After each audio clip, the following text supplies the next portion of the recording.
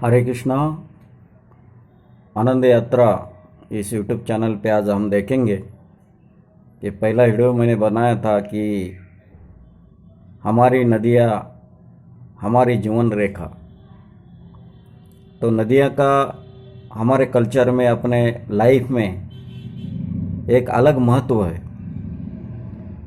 तो आज जल के प्रति, नदी के प्रति हमारा व्यवहार कैसा होना चाहिए, ये ज़रा देखेंगे। क्योंकि जल की समस्या और उससे उत्पन्न हुई पर्यावरण पोल्यूशन, क्योंकि आज कौन सी भी नदी शुद्ध नहीं रही है। चाहे आप यमुना लो, गंगा लो, कुछ एरिया में तो वो भी गंदी हो पड़ी है। खाली जमुना, गंगा, ये जो नदियाँ पवित्र या जल शुद्ध है वो भी हिमालय के पास है। जब नीचे उतरती हिमालय से तो वो भी पूरा पोल्यूशन हो गया है। तो ये पवित्रता या शुद्धता जल की, उसके प्रति हमारा क्या व्यवहार होना चाहिए। तो सबसे बड़ा इसलिए तो मनुष्य के लिए आचार संहिता बनाई थी कि नदी के प्रति हमारा व्यवहार कैसा हो। एक तो हम उस किसी भी नदी को हम गंगा माँ या नदी को माँ कहते हैं। बड़ी बड़ी नदियाँ के तो आरती किया जाती है,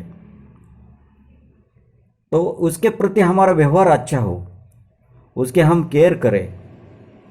जल ही जीवन है, ये हमें उसका फॉलोनेस क्या करना है कि वो सही में शुद्ध रहे, सबको यूज हो जाए, ऐसा रहे। इसलिए कुछ शास्त्र में बातें आई है कि नदी को माँ कहने का मतलब ये होता है कि उसके प्रति अच्छा व्यवहार हो जाए, गंदगी न करे, तो एक आस्था का विषय बन जाता है। तो पर्यावरण भी शुद्ध रहता है, पोल्यूशन नहीं होता है, वाटर पोल्यूशन।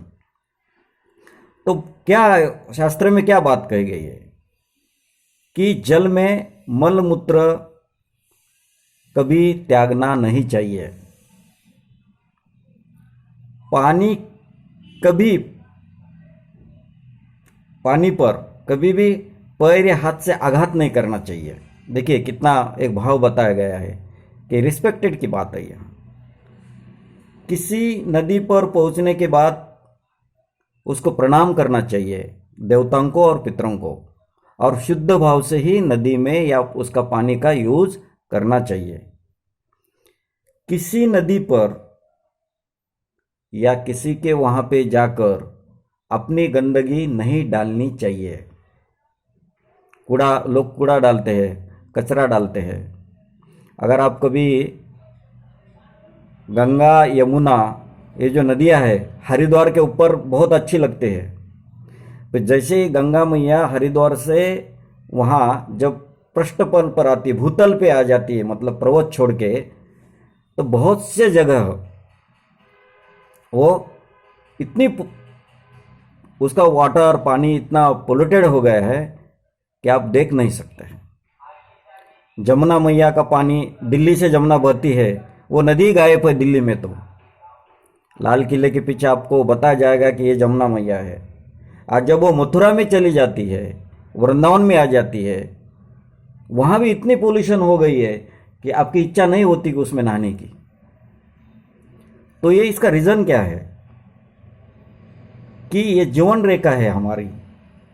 इसलिए शास्त्र में ही हमें उसको आदर देके, उसको रिस्पेक्ट देके, उसका पोल्यूशन न हो जाए। फ्यूचर में ये बहुत आने वाला है, ये पहले ही शास्त्र में विहित किया है, लिखित दिया है।